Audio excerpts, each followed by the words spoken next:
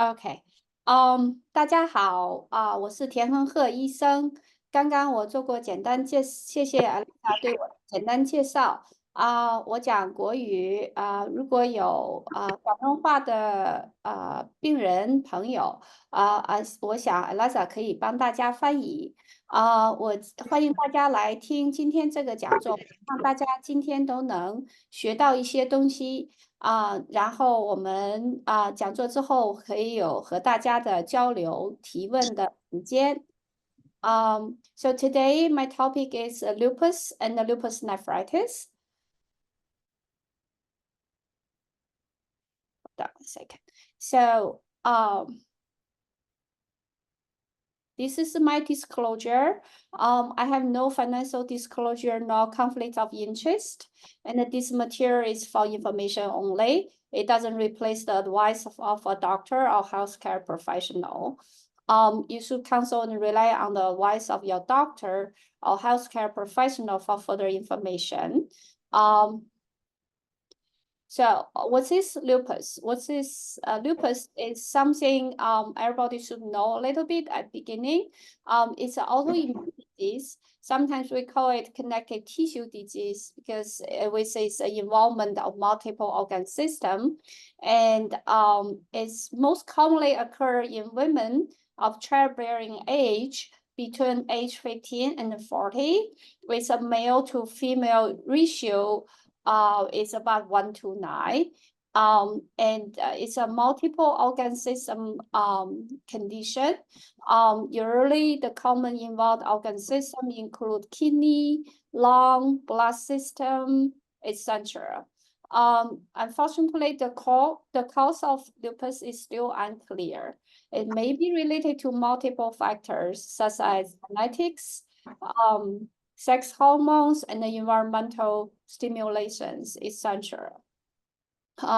红斑狼疮呢，它是一种免疫系统的疾病，有的时候我们叫它自身免疫病它常发的年龄呢是女性15到40岁之间男女的比例大概是1:9它是一种全身系统的疾病，所以说可以有很多脏器受到影响损伤最常见的包括肾脏、肺脏、血液系统的很不幸，现在我们还没有一个具体的发病机理，很多因素都已经做过研究，可能和红斑狼疮的发病有关包括环境因素、遗传因素以及荷尔蒙等。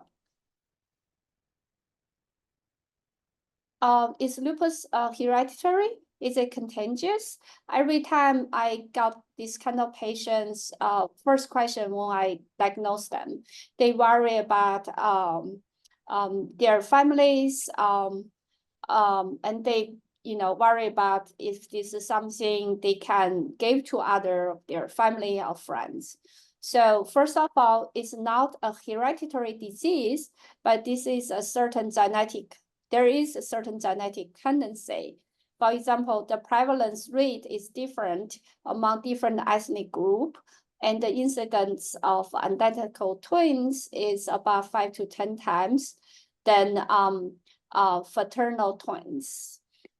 There are some antibodies susceptibility genes already being studied. For example, there are defects in HLA3 class 2 and 4. There are normal HLA2 class DR2 and DR3 frequencies, and these genes have been shown to relate to autoantibodies and the disease presentation. No, it's not an infectious disease. As I mentioned, it's an autoimmune disease that cannot be passed from one person to another. 所以说红斑狼疮呢，它很多时候我们一旦诊断病人的时候，第一个问题问我们的就是我这个病是不是遗传的我有没有传染性？因为大家都很担心自己的家人朋友首先呢，这个病虽然不是一个遗传病，但是呢，有一些遗传倾向。怎么说呢？比如说同一个地区的不同的人种，它患病率是不同的有一些不同的背景的人呢，可能患病率不同，但是相似背景的人呢，从同一个地区出来的生活的人呢，可能会有一些相似的发病率。另外呢，有很多我们身体里带的遗传因子，尤其是免疫系统的遗传因子，现在已经发现可能和红斑狼疮的疾病相关，尽管没有任何一个因子能现在能说研究到直接影响到我们的红斑狼疮的发病。好，很肯定的是，红斑狼疮并不是一个传染病，它是免疫系统的病，所以它不会从一个人传到另一个人的。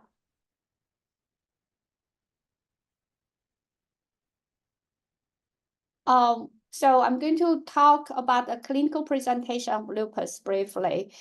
So first of all, there are some systemic symptoms. The main systemic symptoms are fever and fatigue. Those two are quite common, although they are very non-specific. A lot of medical conditions can give you fever and fatigue. Usually, these people in lupus experience fever can be intermittent or persistent, and usually is an indicator of disease activity. And the fatigue sometimes is quite common among lupus patients. However, it's also something can be overlooked easily. Again, because in our life, there are many things can make us feel tired. However, this can be something as an initial presentation of lupus. 红斑狼疮的临床表现呢，包括两方面。第一方面是全身系统的表现，主要的症状是发烧和乏力。其实呢，发烧和乏力呢，在很多病的最开始的阶段可能都会有，所以因为这个症状呢，并不是很特异，所以有的时候会被病人忽略。发烧呢，可以是持续性发烧，也可以是间断性发烧。如果病人有持续发烧通常呢，说明这个红斑狼疮呢是有活动性的哈。那乏力呢，它因为是很多原因都可以造成病人乏力，所以说它是很容易被忽略的一个症状，但是它也可以是在疾病刚开始的时候的一个主要表现。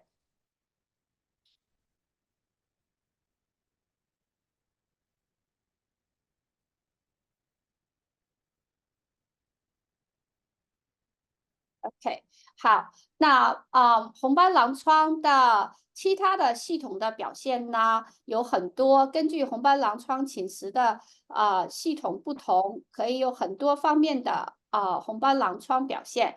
第一个，我们先讲一下皮肤性的表现。Oh, sorry, I'm going to go back to start English first.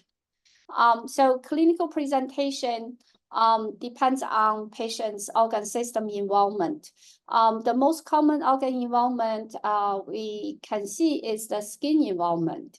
The typical skin lesions are so-called butterfly rash. It's a rash distributed in the butterfly pattern over the nose and on both cheeks. The other common skin lesions involves rash on the hands, feet, discoid rash, photosensitivity, lividal type of rash, and the renals, as well as hair loss. Lupus patients sometimes get skin rash from other conditions. For example, because lupus patient tends to have immune imbalance, and especially if patient on long-term immune suppressant and the steroid, and they will have a higher risk of fungal infection. And that time you may have a rash from fungal infection. Sometimes when people, again, because of the immune suppressant and the steroid use and poor immune function, people will develop herpes infection. And during that time, the skin rash can be very painful. 所以红斑狼疮的皮肤表现呢，最典型的表现呢，就是我们说的蝴蝶斑。这个蝴蝶斑呢，它的主要是根据它的位置是在鼻梁和两侧的脸颊形成了一个蝴蝶形的表现。其他的皮肤表现包括手脚其他的皮肤地方生的盘状红斑、结节性红斑、网状红斑，还有脱发、光敏感、雷诺现象等等。因为红斑狼疮的病人可能会长期使用免疫抑制剂和激素，那在免疫功能低下的情况下呢，有的时候会有真菌感染。真菌感染的皮疹呢，红斑呢，就有它特异的地方。还有的时候因为免疫功能低下，有的病人会发展有带状疱疹带来的红斑。通常这种红斑呢，就是会有同时会在红斑处伴有很严重的疼痛感。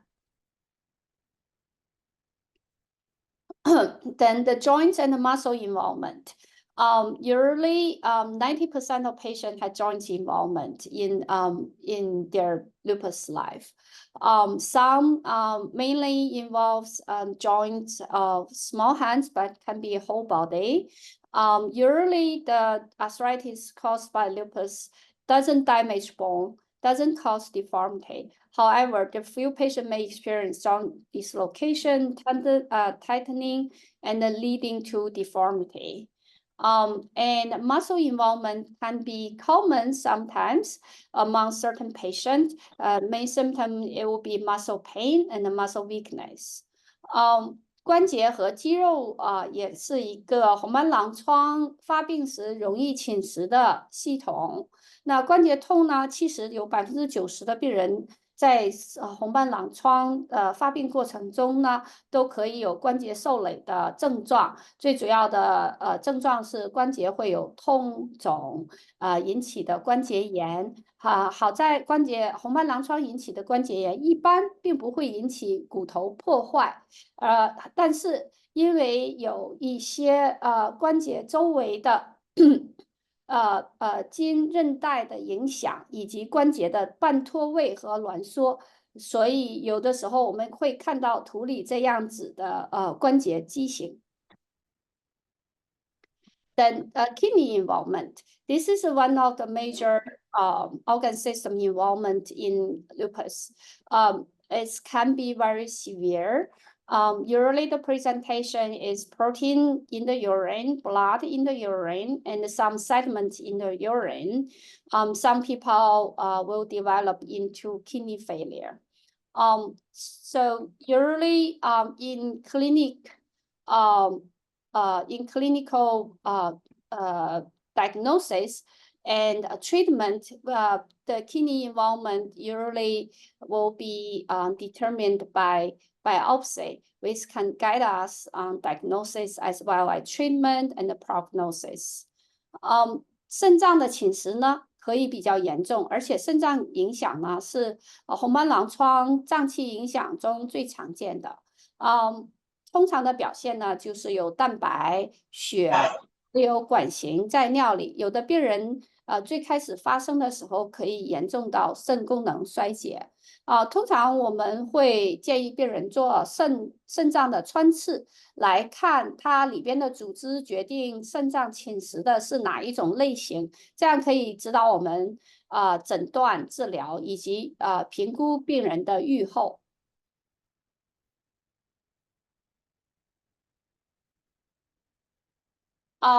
The blood involvement can be common as well. The most common presentation involves anemia, low white cell, and low platelets. Some people will have enlarged lymph node and the spleen. And another specific type of anemia is autoimmune related hemolytic anemia. Those patients can develop antibody against their red cells. Another special condition related to lupus called antiphospholipid syndrome. Those patients will develop antibodies in their blood system, and those antibodies actually induce blood clot formation. And this blood clot can involve multiple organ system, and the common presentation involves miscarriage, arterial or venous thrombosis. 血液系统的影响呢，也是比较常见的常见的表现在贫血、血小板减少、红细胞、白细胞减少，还有淋巴结肿大有的病人会有脾脏肿大很特异的一种贫血叫自身免疫性的溶血性贫血。那这种贫血呢，是因为你的身体里产生了抗红血球的抗体，就把正常的红血球会溶掉。这样就会引起贫血。那还有另一种影响呢，是抗磷脂抗体的发生率和红斑狼疮紧密相关。这种抗体会引起身体里生成血栓这种血栓可以栓塞在动脉、静脉，也可以对于怀孕的女性来说呢，会引起胎儿的血管堵塞，这样就可能会引起流产。There are other organ system involvement, for example, nervous system involvement, the so-called neuropsychiatric lupus. Those patients can present with common symptoms like headache, and they can have mental disorder, they're complain of brain fogs, and they can have nausea, vomiting, and the severe ones can develop epilepsies and partial paralysis from muscle weakness. Their respiratory system involvement, for example, the lung involvement, pleural involvement, and patient can develop say lupus interstitial alveolitis. Those are the inflammation of the membrane surround the lung and the airway within the lung. Now we're going to所以我再讲一下神经系统和呼吸系统在红斑狼疮里边的受影响时呢，会出现很多相关的症状。神经系统的症状呢，包括头痛、头晕精神障碍、意识障碍呕吐，严重的时候可以引起癫痫、偏瘫。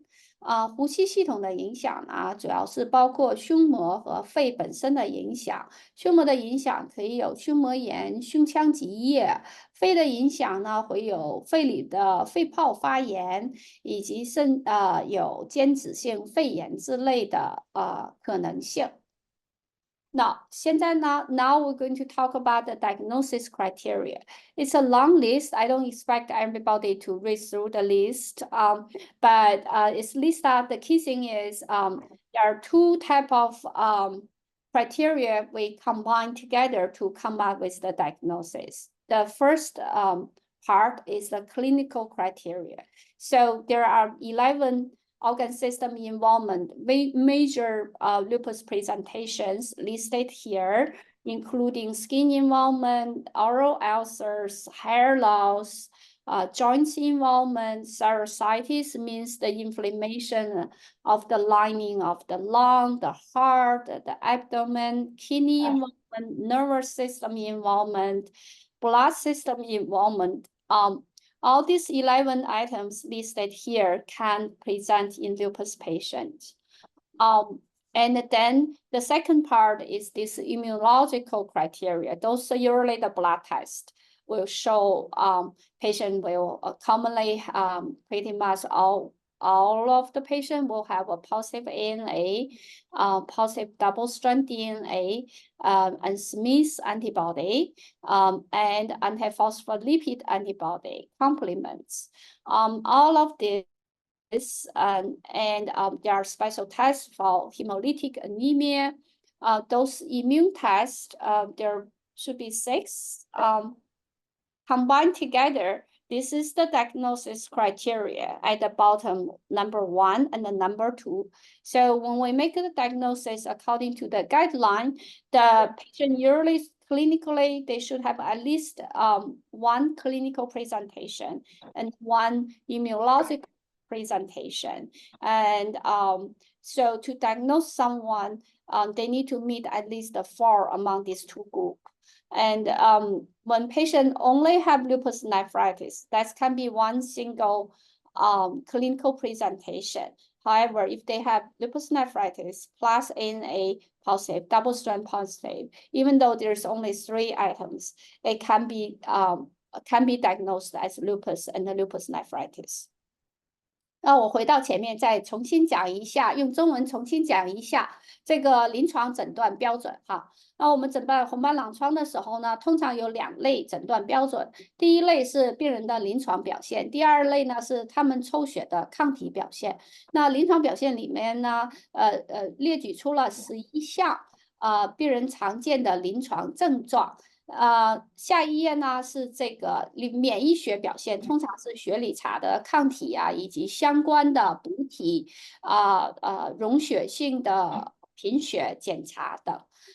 通常呢，诊断标准呢是在从前面的11项，后面的6项中呢，一定要有4项符合。4项表现，而且其中有1项要是临床表现，另1项一定要是免疫学表现。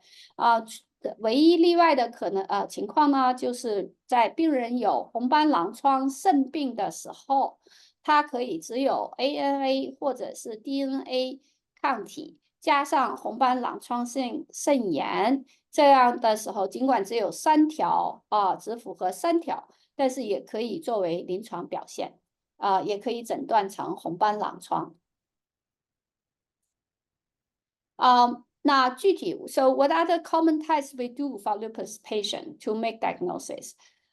So first of all, patient will need a good physical exam, and usually we do blood tests for their antibodies, complements, and some as needed. Sometimes we need to do imaging studies, and if we suspect kidney involvement, usually kidney biopsy is recommended. The common blood tests include basic blood urine tests, inflammation markers, all the autoantibody markers, complement level, etc. And once we have all this information, and based on the diagnosis criteria, we'll come up with a clear diagnosis patient had lupus or not. 那我再简单讲一下，当我们给病人做诊断红斑狼疮的时候呢，不只是一项检查，而是要综合评估，包括一般的身体检查血液检查，有的时候呢，我们需要做影像学检查如果我们怀疑有肾病的时候，我们通常也会建议病人做肾活检。那通常的血液检查包括基本的血常规、尿常规、肝肾功能、血沉等。特殊的抗体呢，就包括一些自身免疫性抗体，尤其是对红斑狼疮特异性的免疫性抗体，我们都会做检查，还有检查血里的补体水平。通常呢，这个血的检查、身体检查，还有病人的临床病史综合起来，就会帮助我们做更精准的诊断。What about lupus treatment? So this is the basic guideline treatment. It involves the most common treatment. It's pretty much like the cornerstone treatment will be corticosteroid, and a lot of patients will require anti-malaria medication called hydroxychloroquine as a maintenance treatment, and it depends on patient's presentation and organ system involvement. And here are some immune suppressant medications are commonly used, including cyclophosphamide, azathioprine, methotrexate, leflunomide, cyclosporin, etc. There are newer medication called biologic has been playing a major role in treatment right now. There are medications some available in China, some only available here or Europe. The common one used here, we have Ballista, rituximab, and safanilol. One thing is, one thing we usually tell patients is lupus is a chronic condition that usually requires ongoing medication treatment. So it is very crucial not to discontinue medications without the proper guidance. And to when patient feels like their symptom is getting better, doesn't mean the disease is well controlled or cured. So therefore, it is very important to still follow up regularly with your doctor to assess the response to treatment and to adjust the treatment plans. So sometimes we also depends on the medication patient on, the drug toxicity and the side effect need to be monitored periodically as well. 现在呢，我就简单介绍一下红斑狼疮治疗的方案。通常我们说的治疗基石啊，就是糖皮质激素作用快可以在急性发作的时候帮助病人很快控制住炎症反应和免疫反应很多红斑狼疮的病人也需要吃一种抗疟疾的药，叫做羟氯喹。这个药的好处是会预防红斑狼疮发作，还有控制红斑狼疮的很多症状。下一步呢，根据病人的表现以及脏器的影响，有很多病人需要用免疫抑制剂，在这里有包括的常用的免疫抑制剂，有环磷酰胺、甲胺蝶呤、莱福米特、环孢素等等。像新一代的治疗呢，就出现了我们现在叫做的生物制剂的治疗方案。在美国常见的生物制剂，已经在应用的有贝利尤单抗、利妥昔单抗。第三个 safanilol，我不确定在中国有，所以就没有中文名字。但是在美国已经是美国药管局批准了。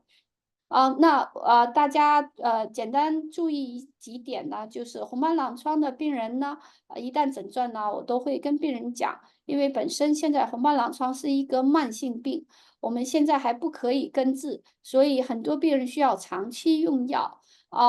尤其是一些症状不稳定的病人，不建议随意停药如果有些病人控制很好，医生考虑停药，也是要有医生的建议下由医生指导来停药有些病人说我的症状已经好了，我不觉得自己再有病了，但是这并不意味着你的病情已经完全控制住，也不意味着你就彻底痊愈了。所以说呢，定期检查，有些病人甚至需要长期用药，都是很重要的。有的时候我们定期检查病人的时候呢，也会根据病人出现的情况要调节，要随时调这个治疗用药。还有的很多时候我们要监测这些药物的副作用毒性等等。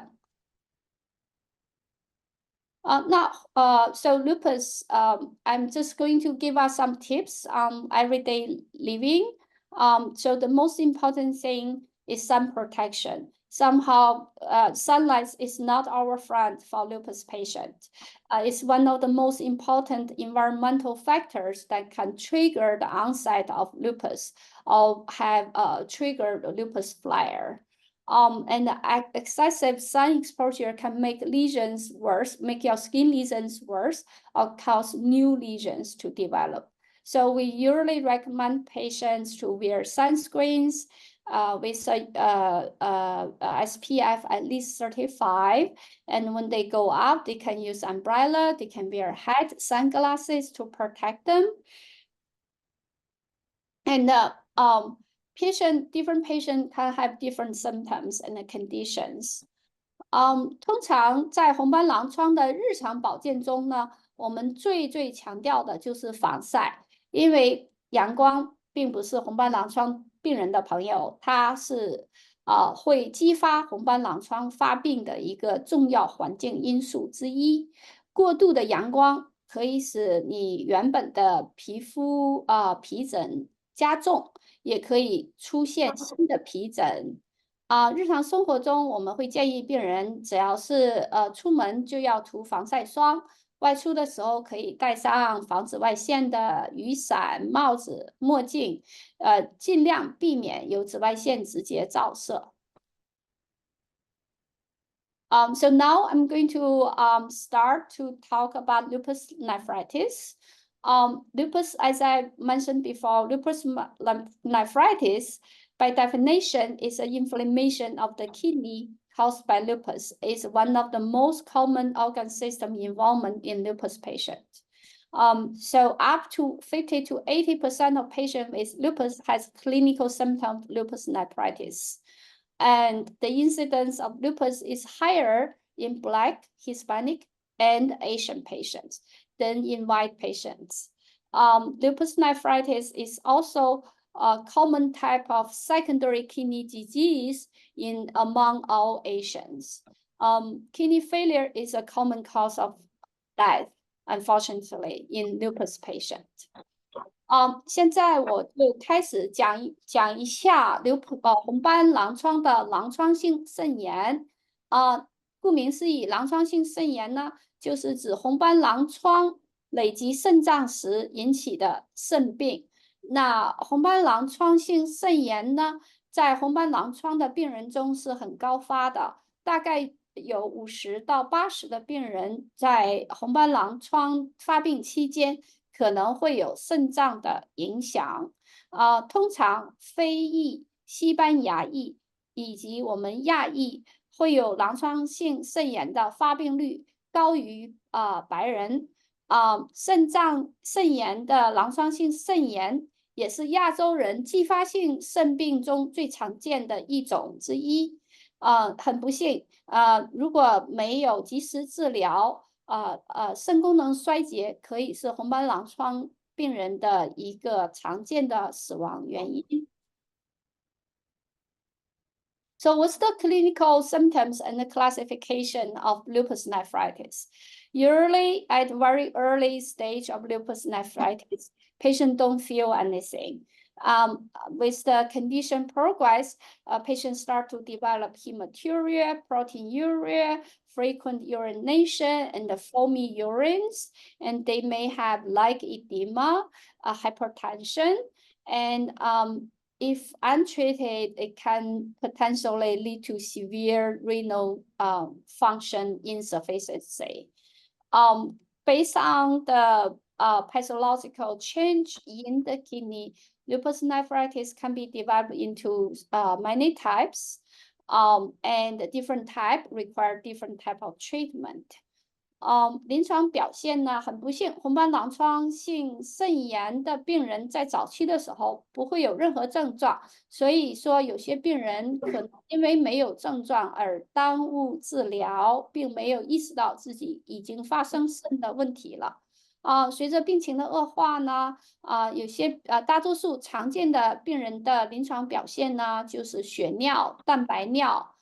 尿频，尿里有泡沫，腿有水肿、高血压等等，严重的时候可以导致肾功能不全。那这里大家其实可以看到，是很多时候的肾病的病人呢，他们的这些表现并不是很严重，在早期的时候并不是很严重，甚至没有症状。所以定期的检查，包括血里肾功能检查，病人的小便检查就非常重要，这样可以在没有症状的时候就发现肾的影响。根据肾的病理学的表现，狼疮性肾炎可以分成很多型，那每一种型的治疗方法也是不一样的。所以呢，做肾活检呢，就会帮助我们决定你是哪一种类型，需要哪一种治疗。So here is the clinical the classification of lupus nephritis. Basically, there are 6 different types, and all this based on the kidney biopsy results. with a different involvement. So the very early stage type, the class 1, usually patient don't have any symptom. They don't present with any urine changes either. So the most common one are the class 2, 3, 4, 5. And by the end stage, the class 6, most people are already in kidney function, already have kidney function problem. 所以这里就写下来了6种红斑狼疮性肾病的表现。这些表现型呢，是根据红斑狼疮病理活检查到的结果。通常第1型的时候，病人没有症状，甚至小便检查甚至都可以是正常的。那常见的类型是2、3、4、5型，根据里边的情况不一样而诊断出来，分类的。那到了6型的时候，基本上肾功能就已经会是有受影响，甚至肾功能衰竭了。Lupus nephritis treatment. Here is the general guideline. So the goal is to maintain kidney function in the long run and prevent treatment-related damages and prevent recurrence of the lupus nephritis, and at the same time, improve patients' quality of life and improve survival rate. That's the goal of treatment. And so the detailed treatment bulk include, we try to get patient into complete remission first. There are specific numbers. I'm not going to get into detail by saying patient is in complete remission, including the urine test and the kidney function test. And if we cannot get patient in complete remission, we want patient in at least partial remission. So that's the next step. Usually, our treatment goal is ideally to have patient reach their best treatment result within 6 months. And it's better no later than 12 months, because once kidney damage start, sometimes it's hard to reverse it back. 那红斑狼疮治疗上的最终的目标就是要保护肾功能，要长期的保护肾功能，预防肾疾病发作，预防肾炎引起的肾功能损伤，而通过这种办法来改善病人的生活质量，以及增高病人的生存率。我们希望能叫所有的病人都能达到完全控制。那这里的写下来的几个小便和血的指标是我们临床上认为病人完全控制的指标。就算是病人不能完全控制，我们也期望病人能至少控制一部分。那下一行写的就是一部分控制的指标，部分缓解的指标。通常我们希望在治疗后6个月内达到病人能达到的最好的治疗效果，因为最迟也不能超过12个月，因为肾一旦有损伤之后，时间查到一定程度呢，就肾的损伤可能就救不回来。So treatment strategy, how we decide our optimal treatment. So as I mentioned before, it depends on the classification of findings on kidney biopsy and the different type of kidney disease. We use different type of treatment. Usually, immunosuppressant therapy is reserved for type 3, 4, or 5, but we don't usually use it for type 1, type 2, or type 6. Treatment include 2 steps. The first step is to use anti-inflammatory and immunosuppressant medication to control the disease, delay or stop kidney damage. And the second step is following the acute stage. will provide long-term immune suppressant therapy to control the chronic autoimmune response of lupus and promote repair of damaged kidney tissues. 治疗方案呢，通常像我前面讲到，最好的治疗方案呢是根据你的肾活检的结果，根据你是哪一种型来决定用哪一种药。通常2、3、4、5型呢是需要用免疫抑制剂的，但是每个人的情况不一样，所以我们都是会建议大家呢和自己的医生讨论。我们这里只是一个简单的介绍。治疗上呢，通常分2个期，第1期是急性期，治疗目的是用药尽快控制住病情，控制住肾损伤。第2期呢是以后的慢性维持期，这段时间呢就需要用长期用药来控制已经控制住的这个免疫反应，来保护肾功能。So in general, we recommend patients to get guidance from a medical professional on their treatment plans. This above is just a general guideline. So there are some controversials in terms of using medications, and there are dilemmas a lot of time we face in lupus treatment. For example, the most common issue is with the use of glucocorticoid. It can be our friend, and it can cause a lot of patient problem for us in terms of treatment. We all know glucocorticoid very common used for lupus and the lupus nephritis, and it has a good, quick response to with anti-inflammatory immune suppression, and can control the disease quickly. However, we also know long-term high-dose glucocorticoid use can cause a lot of problems, including acute chronic infection, osteoporosis, diabetes, high blood pressure, etc. So the balance of getting the best result from the glucocorticoid and to avoid long-term side effects are very critical. 那我这里讲一下红斑狼疮的病人呢，很多人都知道。我们最开始的时候，尤其是在治疗过程中，经常会需要用激素、糖皮质激素来治疗。这个激素的好处，我们大家也都知道，它是一个很快的能控制免疫系统抗炎的有效的控制病情的药。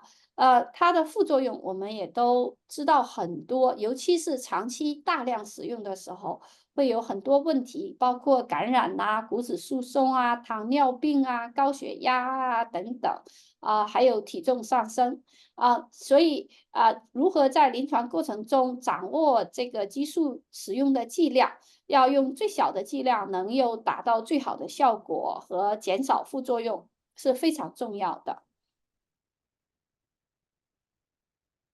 So when we consider for selection of medications, we need to consider many things.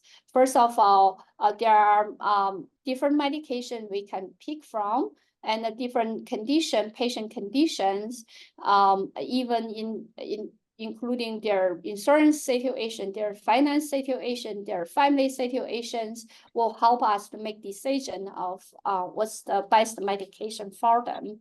And when patients are on these medications, we have to watch them for potential risk and the toxicity, including their infection risk, their complications, side effects from the medication. So those patients will need frequent monitor their blood test, their urine test, and adjust their medication doses. 所以免疫抑制剂选择的时候是多方面因素考量的很多时候要根据病人的病情、病人的其他情况一起来考虑甚至包括家里的情况、病人本人的情况、病人的保险等等帮病人选择最适合他的药物那使用药物的过程中呢，我们要非常小心的监测病人的副作用尤其是感染的风险监测他的各项血液指标、尿里的指标以及监测药物的副作用的时候调理药物的剂量等等。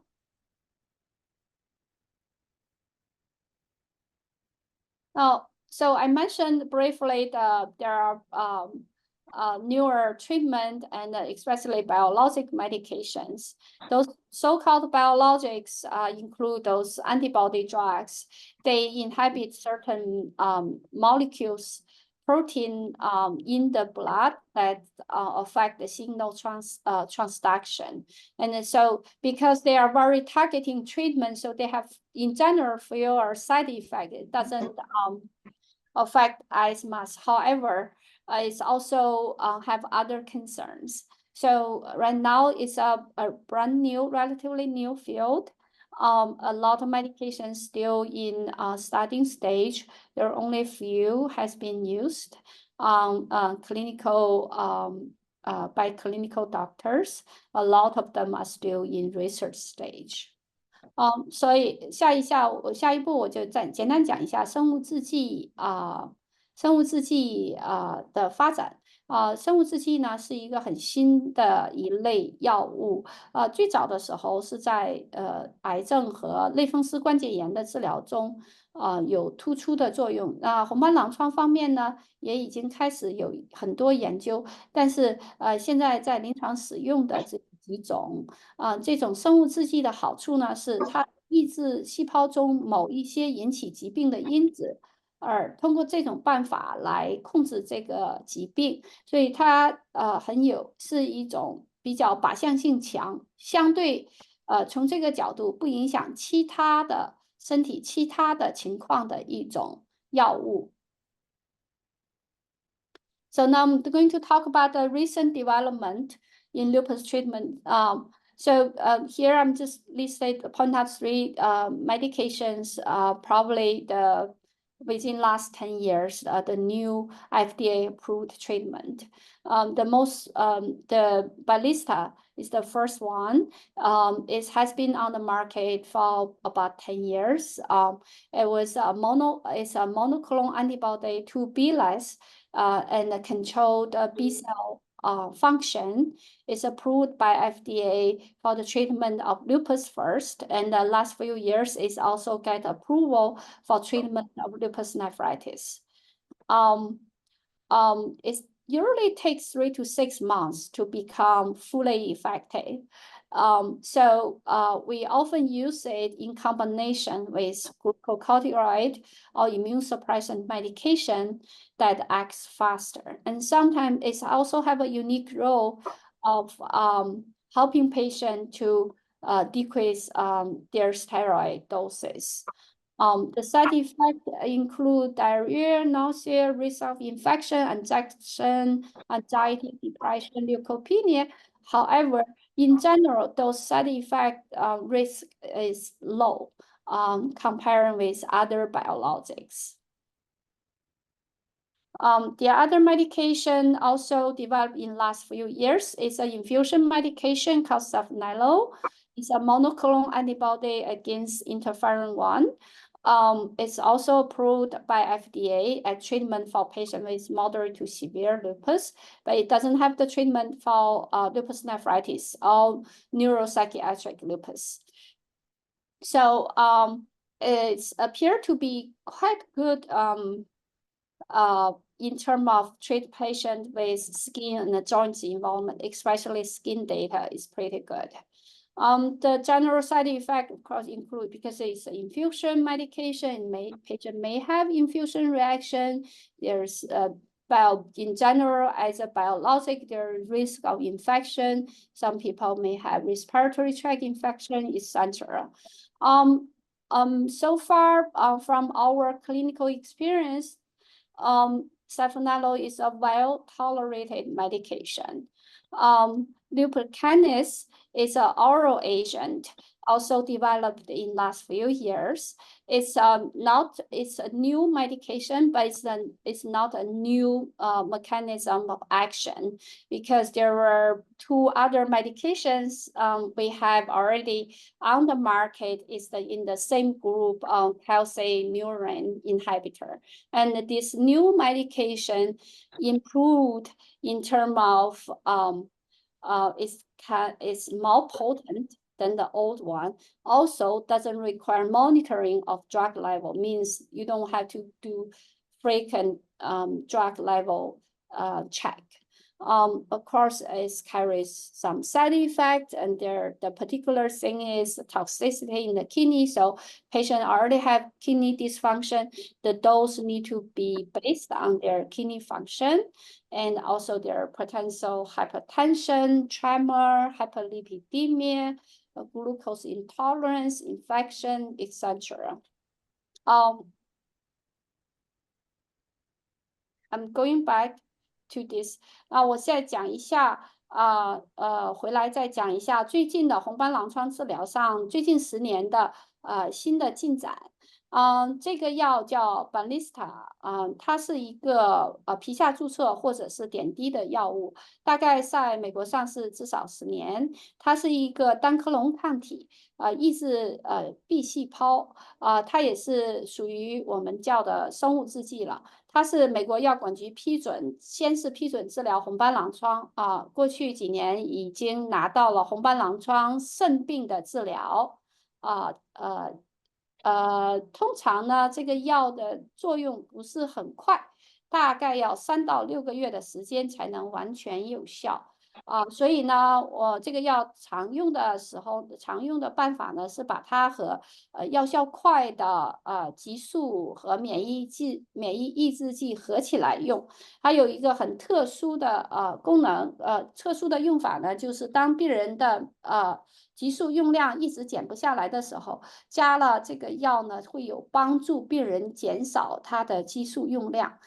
通常的副作用包括腹泻呀、恶心啊、焦虑啊、血细胞减少啊、感染的风险呢，都有可能。但是从我们临床经验呢，这个药物是病人很耐受，副作用的机会比较小。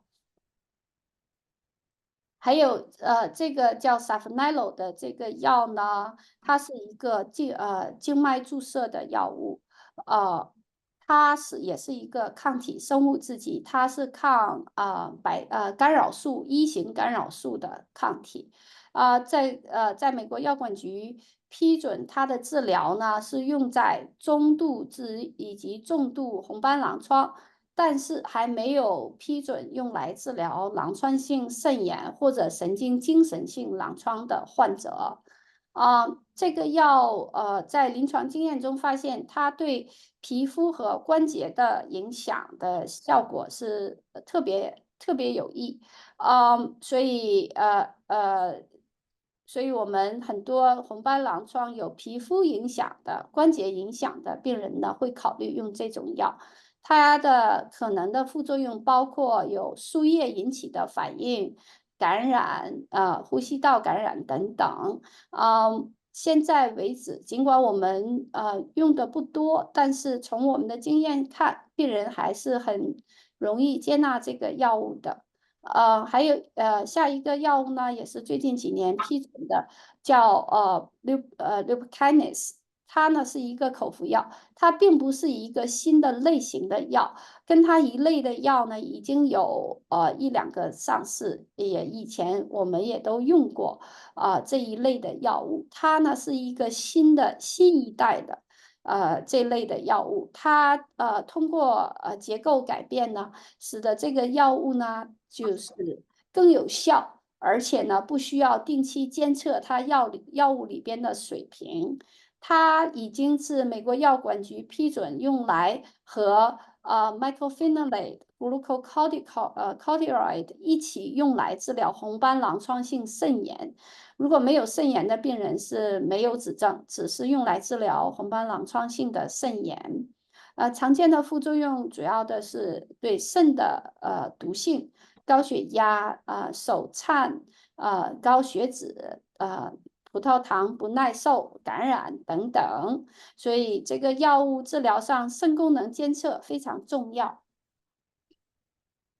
So now I'm going to talk briefly about other non-drug intervention.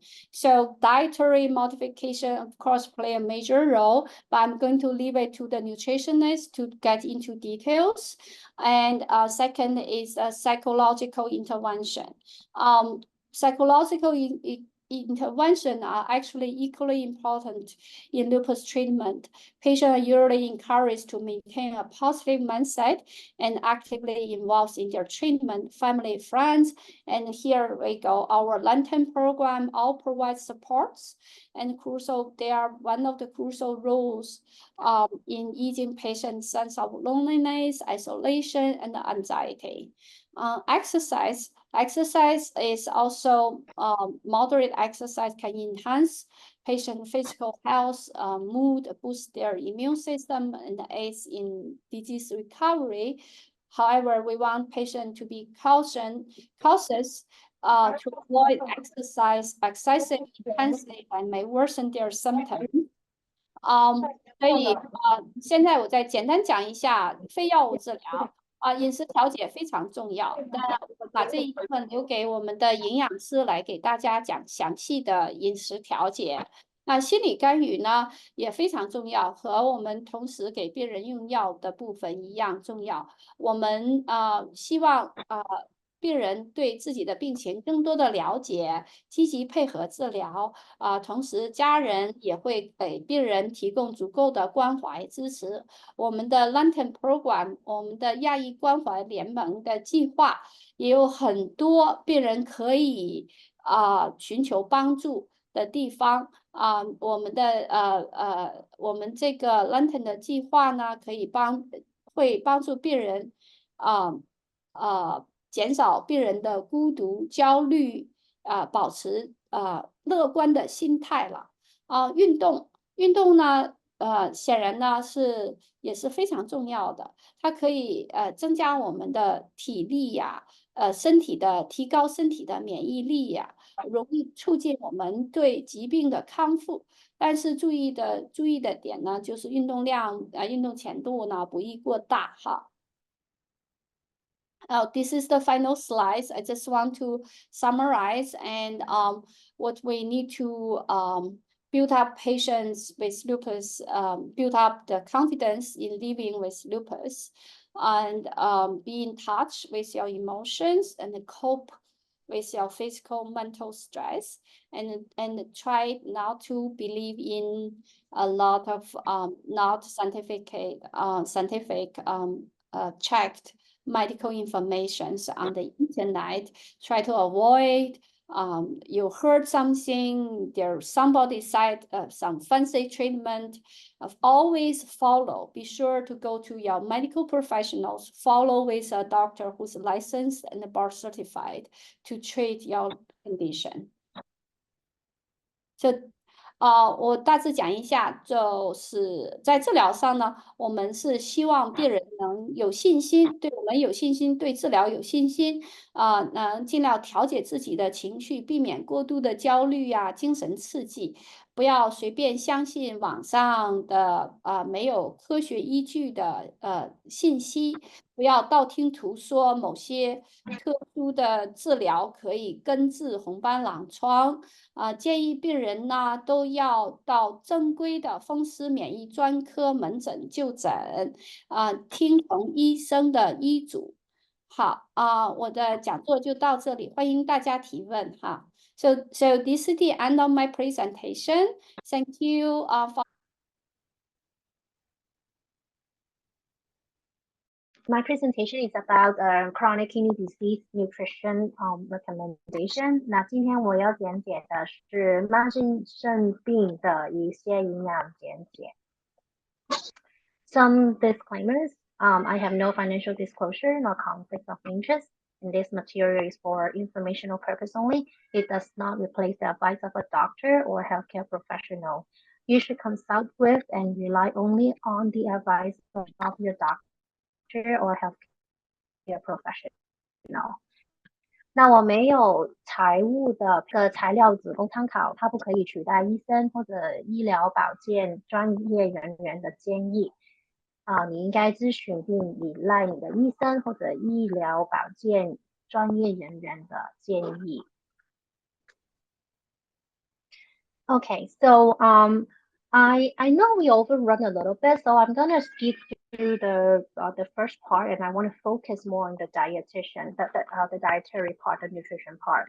那我知道我们时间有一点过了一点点，所以我就会快一点，可能就focus on 就是之后的关于营养的问题。So actually you guys know where our kidney is, right? Our kidneys is at the back of our body. So if you have if you're painful, like if it's in the front, it's usually not the kidney. The kidney is at the back. So if you have like kidney stone, you probably will feel the pain, but it's usually at the back of the around around the back, lower back. OK， 如果呢大家都知道肾我们在哪里嘛？如果曾经有这个生石头的话呢，它通常是在会痛的话是在我们的背部痛是吗？如果前面的话不是肾，前面就是胃或者肠胃的问题，对吧？那肾呢？肾就在我们身体的后面的一个部分。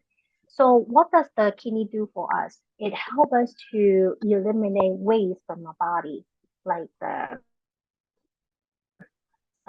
like salt, other electrolytes or fluid that we don't need. The kidney help us to get rid of from the body. 我们去把一些一个过滤的作用的。就是代表这些杂物呢没办法排出身体以外，就会出现这个慢性肾病嘛。So 如果 if our kidney is not functioning well, so the waste gonna accumulate in the body, and over time it will become chronic kidney disease. And actually, like about more than 1 in 7 people have kidney problems. 其实多于7个人里面有1个人就会有这个慢性肾病的。OK， 那但是现在这个 slide 的数据呢，它是不适用于这个狼疮性肾炎的，它是慢性肾病的一个数字。So from this slide, the statistic is only for chronic kidney disease. It's not for lupus nephritis. And there's different stages of chronic kidney disease. Like they have 5 stages. Stage 1 being is a normal kidney function. So we look at the GFR, glomerular filtration rate. If the number is greater than 90, that means your kidney function is normal. If your number is below 15, that's the stage 5. This is the end stage kidney disease. Usually with that stage, you may have to go through hemodialysis. Okay, we're gonna go through it a little bit later. 那慢性肾病呢，有几个阶段的，有5个阶段。第一个阶段呢是一个正常的，如果你的那个 glomerular filtration rate GFR 就在我们的验血报告里面会看到，这个过滤率如果是高于90的话，就代表我们肾功能是正常。但是如果是少于15的话，就代表我们是有肾衰竭了，就是最严重的一个阶段，可能就需要洗肾了，可能大家都有听过。OK， 有一些的慢性肾病的原因呢，就是糖尿病啊、血压高这些，就是有一些身体的状况就会慢慢会导致这个肾病的。So causes of chronic kidney disease could be like diabetes, hyperpressure, or heart disease, and these disease will cause chronic kidney disease in the future. And here are some of the symptoms of the chronic kidney disease include like fatigue and weakness, nausea, vomiting, loss of appetite, trouble sleeping, dry, itchy skin, trouble concentrating, weight loss, blood in urine, muscle cramping at night, increased need to urinate, and swelling in feet and ankles. 那这些是慢性生病的一些症状，包括疲劳啦、呕心呕吐呢、食欲不振、睡眠困难、皮肤干燥、发痒、难以集中注意力、体重减轻、尿液中有血、晚上会有肌肉抽筋或者经常去洗手间，还有眼睛跟脚呢会有水肿的情况，这些就是慢性疾病的症状。那一些诊断呢，就是通常是通过验血报告的，就是刚才我说的那个 GFR，就是球状过滤率，这里有一个translation。如果这个指数是高于60，如果是高于60的话，就是正。刚才之前那个 slide 是90，那如果是60的话，长达三个月，可能就有一点慢性疾病、慢性生病的一个诊断。So we look at the glomerular filtration rate from the blood test to diagnose if we have chronic kidney disease. So if it's over 90, like the slides we mentioned before, that is normal. But if it's lower than 60, more than 3 months, then you could be diagnosed as chronic kidney disease. And also some other tests like urine test, ultrasound, or kidney biopsy, they could also help us to diagnose kidney disease. 还有其他好像尿测试啊，还有超声波啊，肾的活检啊，都可以告诉我们，是有没有这个肾的诊断。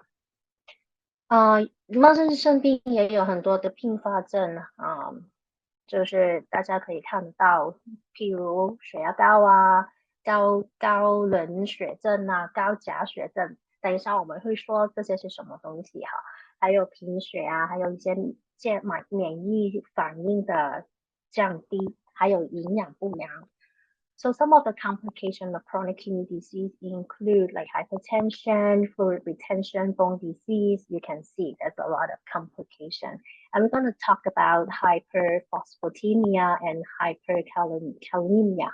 So it's more related to nutrition. So we're going to talk more about that in a moment. Some treatment for end-stage renal disease include hemodialysis. So usually when you get to stage 5, then you need hemodialysis. That is usually at the dialysis center. It requires hemodialysis 3 times per week for 3 hours. So it's a long hour that you have to sit there to do the hemodialysis. So it is not a good experience, but yeah, if you have end-stage renal disease, you may have to go through the treatment. 那其中一个就是末期生病的治疗，就包括这个血液透视，这个 hemodialysis 就是需要去中心里面每周3次，每次3个小时，就坐在这里去做一个透视的一个 procedure。如果太严重的话呢，也可能需要这个肾脏移植。So if the disease kind of progress worse, then the last thing to consider is kidney transplant. OK， 好了，那我们到了这个重点的部分哈，慢性肾病的营养。营养要说的话，就包括四个范围。第一个是蛋白质，第二个是钠，第三个是磷，第四个是钾。So 等一下我们会每一个都会讲一讲，什么东西需要注意一点，什么时候什么东西需要少吃一点这样子。So we get to the part where like for chronic kidney disease nutrition. So 4 major nutrients that we have to mention about is protein, sodium, phosphorus, and potassium. So we're gonna go through it one by one. Okay, protein. With chronic kidney disease, stage 1 to stage 4, we usually want to lower our protein intake to 0.6 gram per kilogram. Okay, for a normal person, it should be 0.8 gram per kilogram body weight. Okay, but if you have like chronic kidney disease, the protein requirement has to be lower to 0.6。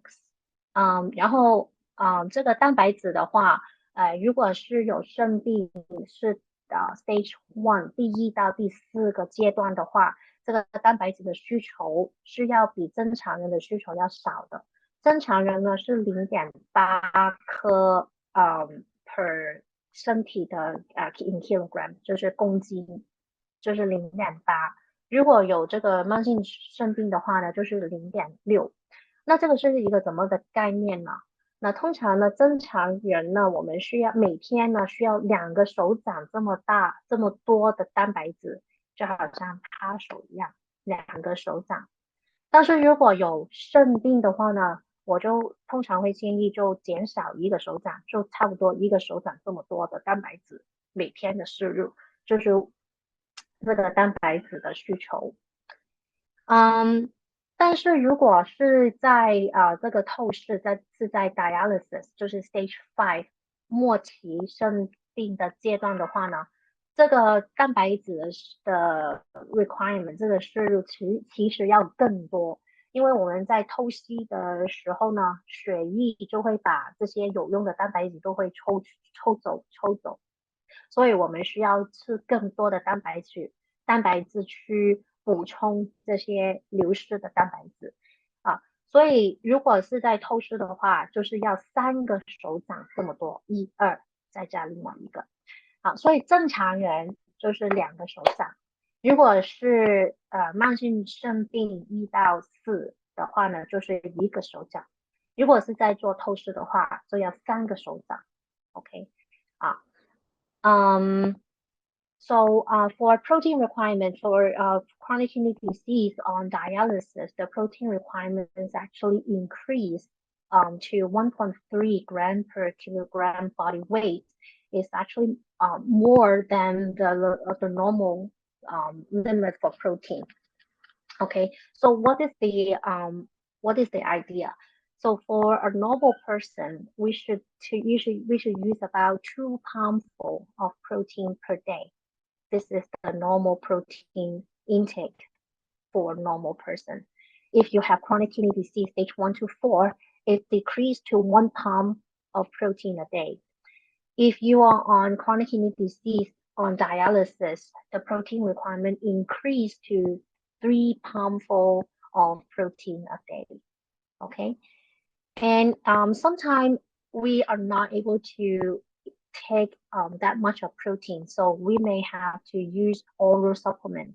So for chronic kidney disease on dialysis, we are recommending the NAPRO as the nutrition oral supplement. Okay, so this is really important to replenish the loss from the loss of protein from dialysis. OK， 那就是如果又在做 dialysis， 在做透视的时候呢，如果蛋白质的吸收不够的话呢，我们都建议会用一个叫 NAPRO 的口服补充剂这个是专门是给病人在做透视的时候用的。OK， 然后呢，我们也需要集中用一些植物性的蛋白质什么是植物性蛋白质？你看这个表格，就是豆类的什么扁豆红豆绿豆那些都可以。有一些坚果类的，花生、杏仁这些，还有豌豆、毛豆，有些非乳制品好像杏仁奶燕麦奶腰果奶这些就是植物性蛋白质。动物的蛋白质就是什么鸡、鸭、鱼还有鸡蛋，还有其他乳制品，就是动物的蛋白质。我们尽量要集中吃植物性蛋白质这样子去保护我们的肾脏。Okay, so for the type of protein we want to take, we should focus on the plant-based protein, like legumes, like chickpeas, lentils, peas, kidney beans, black beans, soybeans, and some nuts like peanuts, almond, cashew, edamame, or non-dairy milk like oatmeal, almond milk, cashew milk, or oatmeal. And for animal protein, we want to limit, okay, it's not like to avoid, but we want to limit animal protein like red meat, like chicken, beef, pork, turkey, some fish and seafood, eggs, and dairy. Okay, so plant-based protein are found to be more protective for the kidney. OK，然后呢，另外一个营养素要减少的就是钠啊，钠就是 sodium，我们说的盐呢。OK，我们每天不要超过2000毫克的盐，2000毫克是一个什么的标准？就差不多一个手指围的头或者一个 teaspoon 啊，每天不要太多，因为呢，太多的盐呢。就让肾脏没办法排走这些额外的盐，它就会居留在身体里面。盐在身体里面就会形成这个水肿啊。刚才说眼睛会肿啊，脚啊、脸啊、手啊会肿啊，就是盐导致的啊，它不是水导致的啊。所以如果有水肿的话，其实喝水是没有问题。你是要减少盐的吸收，OK？So we have to limit sodium intake for all stages of chronic kidney disease, and the limit should be lower than 2,000 milligram per day. So it's about like a top part of the pinky or 1 teaspoon. Okay, the reason why it's important to limit sodium intake is for like water retention. Water retention is not from water. It's not by drinking too much water. It's because the sodium in the body is too much that the water kind of stay in. So yeah, if you have like water retention, the most important thing is to limit sodium intake. How can we limit sodium intake? We could limit the use of canned food, processed food, and frozen food, and limit use of table salt. So when you marinate your meat, try not to put too much of the salt, and try not to use too much of condiments and sauce. Use herbals and spices to flavor your food, like cilantro, garlic, or ginger, cinnamon. You know, those are natural herbs to flavor food. Use these instead of using salt. And we also want to read the food label before consuming the food. Usually, I recommend to use about 200 milligrams of sodium per serving.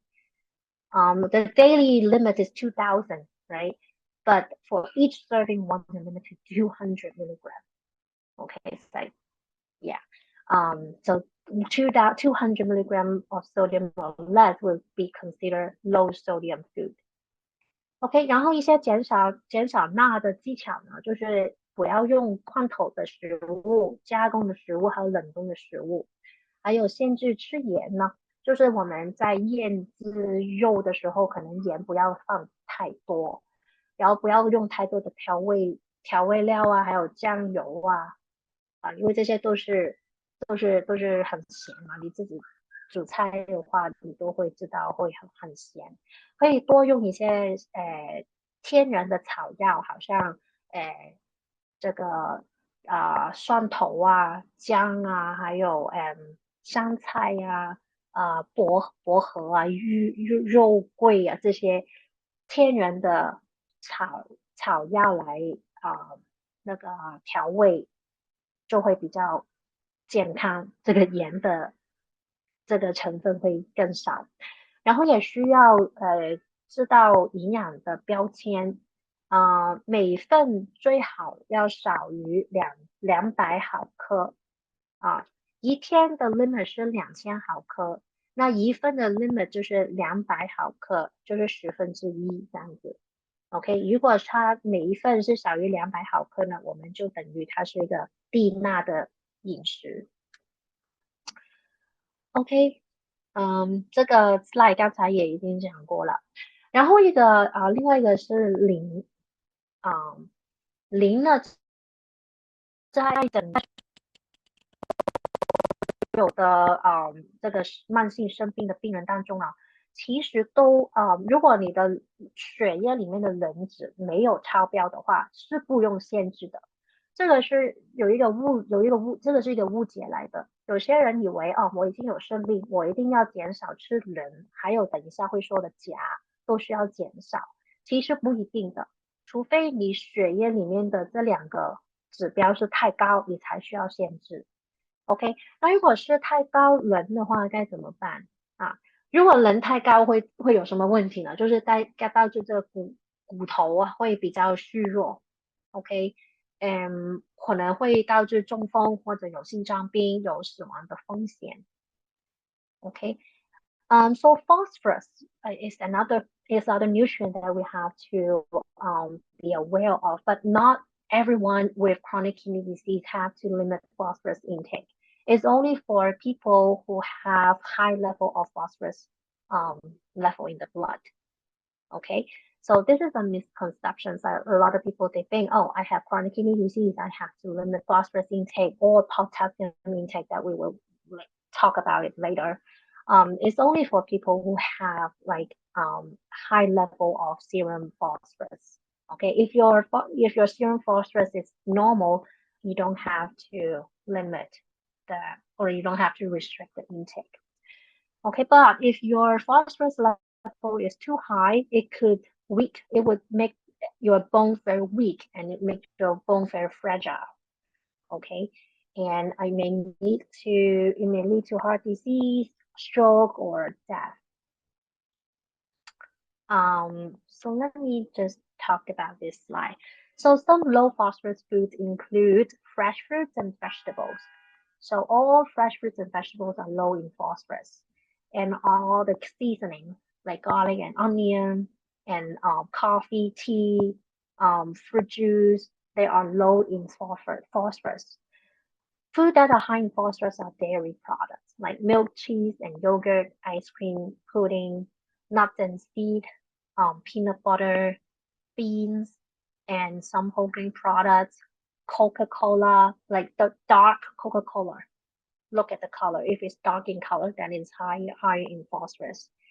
Chocolate, okay, these are high phosphorus food. So if your phosphorus level are high, then you have to limit this kind of food. 那这左手边这个是低能的食物，所有新鲜蔬菜水果都是低能的食物，还有一些调味料，大蒜、洋葱这些都是低能的。高能食物就是这些牛奶、乳制品酸奶、这个 ice cream、雪糕、布丁，还有坚果、种子、花生酱、一些豆类还有一些Coca-Cola 可乐，如果是黑色可乐的话，它的能值是比较高的。Okay. The next one is potassium. So the same thing as phosphorus. If our potassium level in blood is normal, that we don't have to restrict. But if the level is high, then we have to restrict because it would lead to irregular heartbeats. 那另外一个就是钾了，钾跟磷一样，就是我们这个血液里面的 level 没有很高的话是不用限制，如果太高的话呢，就会导致心跳不规律，心律不正。对，好，那有什么东西是低钾呢？这些新鲜的水果苹果、蓝莓葡萄，OK，一些米饭面条意大利面包，这些都是低钾。先说低钾吧，还有一些新鲜的蔬菜，芦笋、胡萝卜、玉米、黄瓜、茄子这些，我们都说低钾。那高钾的呢，我们想要知道更多，就是香蕉橘子奇异果，芒果木瓜石榴，OK，还有牛油果，broccoli 西兰花红薯、香肠、南瓜，你可以看到哈，这些是 high potassium 的。如果你真的需要限制钾的话，你可以跟我联系，我其实有一个表格，因为这样讲的话，我自己都不能够全部记住，对吧？所以如果你是需要的话呢，你可以告诉我，我可以给你一个表格，然后就贴在冰箱，有时候的时候就可以看。OK，哦，这些食物是有钾的，我也是要减少，这样子还有一些豆类呀、牛奶呀、坚果类呀，都是钾比较含量比较高的。For potassium, all those like these are the food that are low in potassium, high in potassium. And honestly, I wouldn't remember all of this. So if you need to restrict your potassium intake, you can contact me and I will send you a list of foods that are high in potassium. So you can post it on your refrigerator and you can look it up. Oh, okay, these food I have to be aware of, you know. Okay, root fluid. So if you're on stage 1 to 4, there's no fluid restriction. But if you are on stage 5 on dialysis, then you have to limit your fluid intake to 32 ounces per day. A normal fluid intake is about 64, right? But if you're on dialysis, it's half of the recommendation. If you are thirsty, you can do ice chip or use ice cream to curb your thirst. OK，液体的话，如果你是在 stage 1 to 4是没有液体的限制，但是如果你要在透视的时候呢，需要减少液体的摄入，就是正常是64盎司每天，但是如果有这个限制的话，就是32盎司。如果口渴的话，可以用冰块呀、或者冰淇淋去缓解口渴。OK， so effect of fluid overload 就是 water retention, high blood pressure, short of breath， 还有 heart problems。那如果有液体拘留的话呢，就会有水肿会有一些呼吸急促、心脏的问题会发生。OK，一些预防呢，就是其实都是跟我们一般的recommendation 都差不多，就是需要做运动不要抽烟喝酒，要足够的睡眠，定期检查做验血报告，还有可以限制某一类的处方药，所以这些你可以跟医生讨论，就是有什么side effect 会影响到你的肾，你就要特别的注意。So some prevention of chronic kidney disease include the mostly recommended is exercise at least 30 minutes a day for most days of the week. Don't smoke or drink, get enough sleep, and have regular checkup with doctor, limit over-the-counter pain medication. Okay, I think my time is up and I'd like to spare some time for Q&A.